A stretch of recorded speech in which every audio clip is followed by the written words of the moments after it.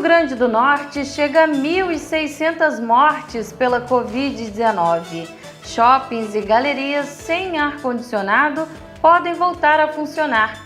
Intervenção no IFRN completa 90 dias sobre protestos de alunos e servidores. Fundação José Augusto abre cadastro para artistas e espaços culturais. E Sarau Preticência reúne poetas potiguares pela internet. Hoje é terça-feira, 21 de julho de 2020. O TVU Notícias está no ar.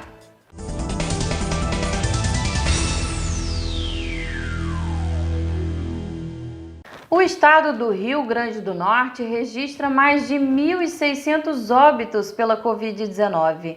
Apesar da queda na contaminação pelo vírus, o governo do estado alertou hoje para a necessidade de manutenção do distanciamento social.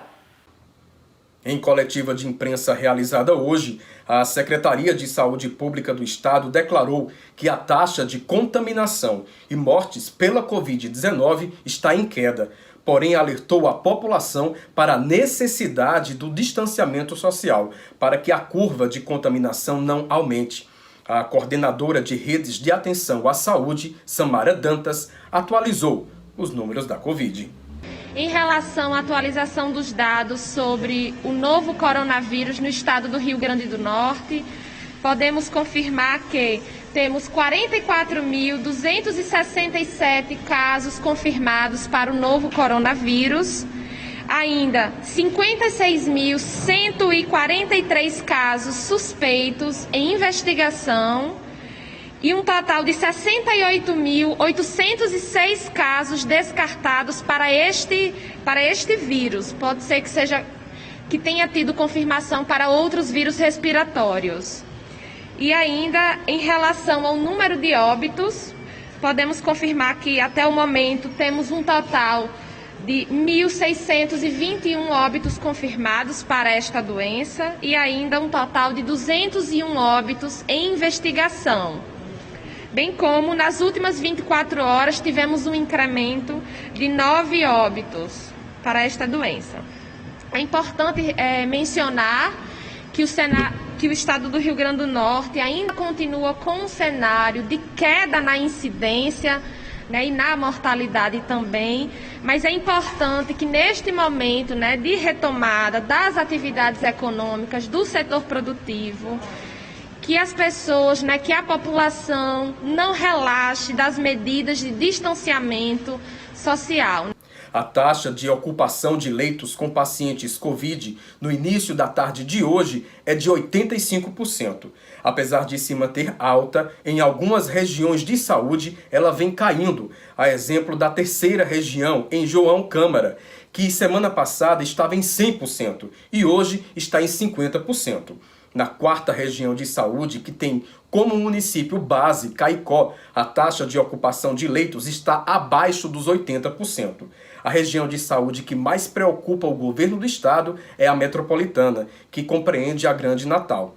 A taxa de ocupação é a mais alta do estado nesse momento, com 88%.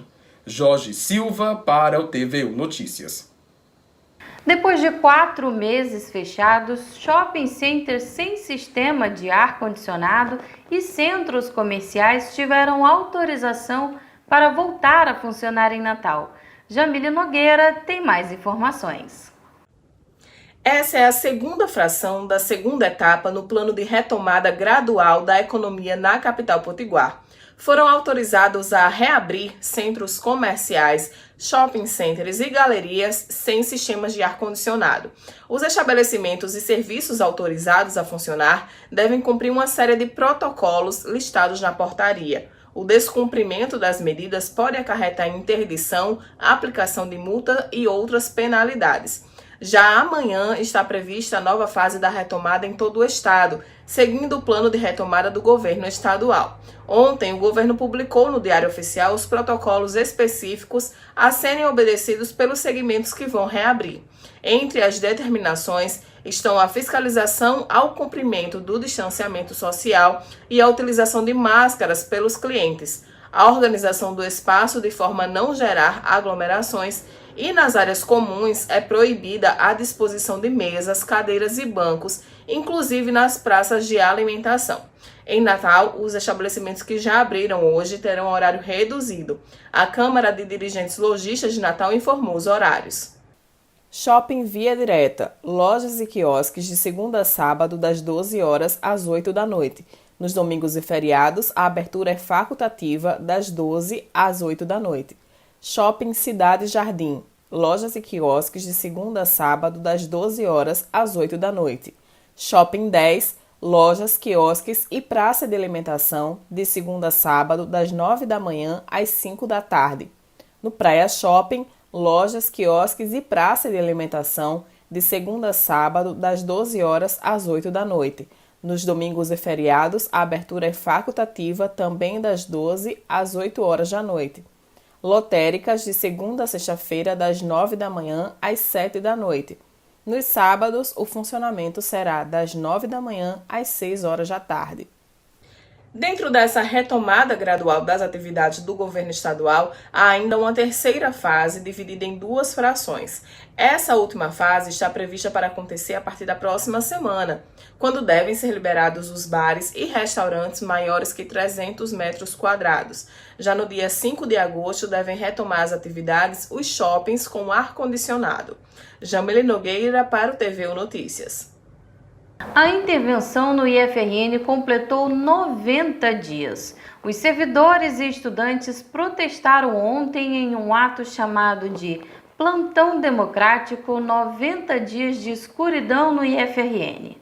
Os servidores e estudantes do IFRN alegam que ao longo dos 90 dias a instituição passou por inúmeros retrocessos. Entre algumas ingerências elencadas estão atrasos em recebimentos de bolsas estudantis, atrasos em processos de progressão e aposentadorias de servidores, perca de prazos de editais de pesquisa e falta de diálogo da reitoria com os campi do IFRN. Nós, servidores do Instituto Federal do Rio Grande do Norte, estamos aqui no Plantão Democrático, justamente falando para todo o Estado do Rio Grande do Norte, da luta que nós estamos aqui em prol da democracia da nossa instituição. Já são 3 meses de intervenção, né? A instituição está sangrando, são processos administrativos, processos acadêmicos parados, por essa intervenção que ora ocupa a nossa instituição. Os estudantes criticaram a postura do governo Bolsonaro e do MEC em interferir na forma democrática de gerir o IFRN. Há 3 meses o governo Bolsonaro interfere na escolha da comunidade, dos estudantes, dos professores, dos servidores e interfere na posse do reitor eleito. Nesses 3 meses a comunidade tem feito muita luta, participando das vigílias, nas redes sociais, mas a gente vê que a equipe do interventor é uma equipe incapacitada, uma equipe que não consegue representar a comunidade e muito menos fazer o IFRN funcionar. A comunidade acadêmica do IFRN pede a renúncia imediata do interventor Josué de Oliveira e posse do reitor eleito José Arnóbio. Estamos aqui num plantão democrático todos os dias, estudantes, técnicos administrativos e nós, docentes, para dizer de forma clara: posse imediata do reitor eleito é a saída para superar a crise do IFRN e retomar as normalidades e as atividades positivas dessa instituição, com mais de 110 anos de serviços prestados em Natal e em todo o estado do Rio Grande do Norte. Portanto, exigimos a posse do professor Arnóbio aqui na reitoria. Até o fechamento dessa matéria, o interventor Josué de Oliveira não quis comentar os protestos dos servidores e dos estudantes. Na semana passada, a Petrobras concluiu a venda de mais 2 campos de exploração de petróleo da Bacia Potiguar. Só este ano, a estatal já vendeu 10 áreas aqui no estado. Os campos de Ponta do Mel e Redonda, em Areia Branca, foram vendidos por R$7 milhões e 200 mil para a Central Resources do Brasil Produção de Petróleo. As 2 áreas eram responsáveis pela produção de 493 barris de petróleo por dia. No começo de julho, a empresa vendeu outras 3 áreas de perfuração em águas rasas no litoral do estado, por R$1 milhão e 500 mil. O polo era responsável pela produção de cerca de 260 barris por dia, além de 190 mil metros cúbicos de gás natural. As consequências econômicas, como a arrecadação de royalties reduzida, uma redução nos tributos e impostos, redução de receitas nos municípios adjacentes aos campos produtivos, é uma consequência econômica imediata. Entretanto, ainda temos que abordar o desemprego estrutural de cerca de 7 mil trabalhadores e trabalhadoras do setor privado que estão desempregados, acarretando problemas graves sociais e culturais dentro dessas cidades. A venda das áreas é parte da estratégia da Petrobras de concentrar a produção em águas profundas e ultraprofundas localizadas no litoral do sudeste do país. Sindipetro sempre se manifestou contrário a essa posição da empresa, reiterando que era necessário investimentos e parcerias para que o processo de produção petrolífera do Estado se mantivesse ou incrementasse algo mais com relação à sua produtividade. Nesse período de pandemia, a Petrobras acelerou e intensificou esse processo de privatização e venda de ativos, colocando à venda alguns poços de terra, como também alguns poços de mar. Inclusive, publicou para sua categoria um documento chamado Plano de Resiliência, que justificava que para preservar as vidas ia hibernar algumas plataformas marítimas. Entretanto, o que vimos foi a diminuição da nossa produção e o aumento do desemprego estrutural aqui no estado. Em maio, a Petrobras havia concluído a venda de outros 7 campos terrestres no polo de Macau. Nós tínhamos em 2013 62 mil barris óleo equivalentes ao dia. Hoje, em 2020, pelos dados da ANP, nós temos em cerca de 32 mil barris. Tivemos uma queda de praticamente 50% na nossa produtividade. Tínhamos também em 2013 um investimento que beirava os 2 milhões de reais. Hoje nós temos em torno de 540 mil. Todas as áreas serão agora operadas por empresas privadas do setor, o que preocupa o sindicato, que representa a categoria. Nós vivemos um momento em que o setor privado tem as piores contratações de serviço desde 2013. Péssimos salários, algumas empresas deixam de pagar aos seus trabalhadores, retiram o plano de saúde num momento delicado desse, como o momento da pandemia do Covid-19. O Sindipetro repudia de forma integral essa postura que a Petrobras vem tomando ultimamente no nosso estado. O Sindipetro RN, mais uma vez, chama a atenção da sociedade potiguar para que se manifeste e para que possa cobrar das autoridades políticas, uma postura, uma ação que possa trazer benefícios e trazer a retomada da produtividade aqui no nosso estado. O governo do estado, por meio da Fundação José Augusto, abriu as inscrições do Cadastro Estadual de Cultura do RN. A ideia é mapear agentes, entidades e espaços culturais que integram a cadeia produtiva do estado. Isso irá agilizar os repasses dos recursos da Lei Aldir Blanc, criada com o intuito de ajudar profissionais e organizações culturais prejudicados pela crise do novo coronavírus.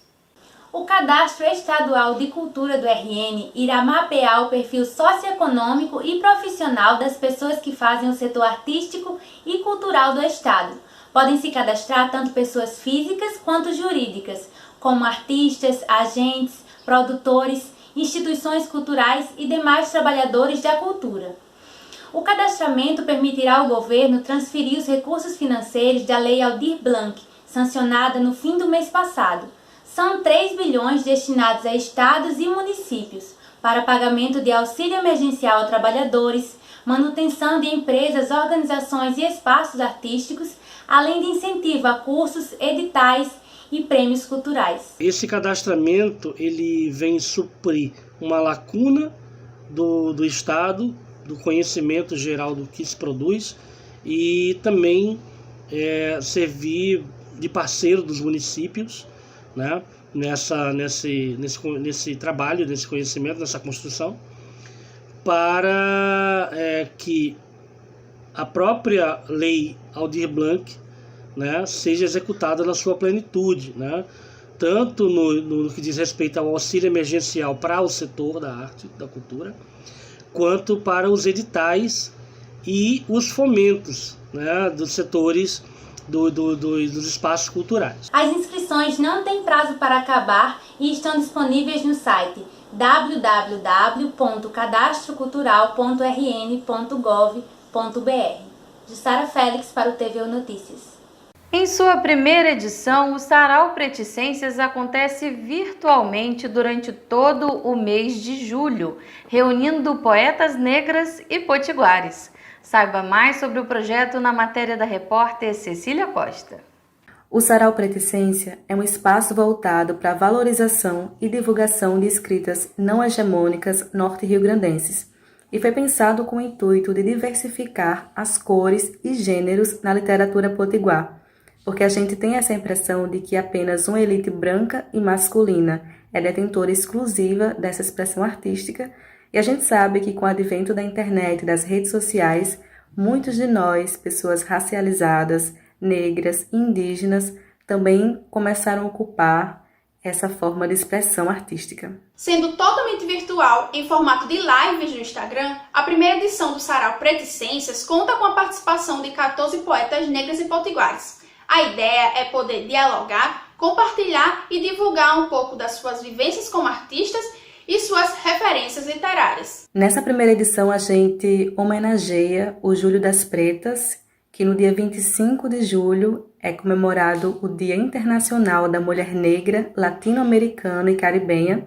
Então, a gente acaba também se inserindo na agenda do Julho das Pretas local com o intuito de homenagear a escritora Alta de Souza. O Sarau Preticências iniciou dia 7 de julho e vai até o 28, todas as terças e quintas, a partir das 19 horas, no Instagram de Rose Nascimento, o @verboflow. Uma das convidadas, Thelma Sansa, fala um pouco sobre o sarau ser realizado virtualmente em meio ao momento em que estamos vivendo e também sua importância. Uma ideia bacana e principalmente pelo fator de ser um sarau voltado para um contexto que a gente vem vivendo, onde o celular, onde a nossa casa tem se transformado em um espaço de criações e elaborações, né? Mas principalmente a aproximação através das tecnologias digitais, né? Então vai ser algo inédito, pelo menos para mim. Vai ser algo inédito, vai ser importante também essa aproximação. Por não ter nenhum apoio público ou privado para a sua realização, foi criada uma campanha de financiamento coletivo no Catarse. E para valorizar o trabalho de todas as profissionais envolvidas, lançamos uma campanha no Catarse, que podem ser doados valores a partir de R$10. E vai servir como fonte de renda para todo mundo que participou, tanto na parte da produção quanto na parte artística. O TVU Notícias termina aqui e você já sabe, enquanto durarem as medidas de isolamento social para prevenir a Covid-19, você pode conferir todo o conteúdo da TVU que está disponível no nosso canal no YouTube. Tenham uma boa noite e até amanhã!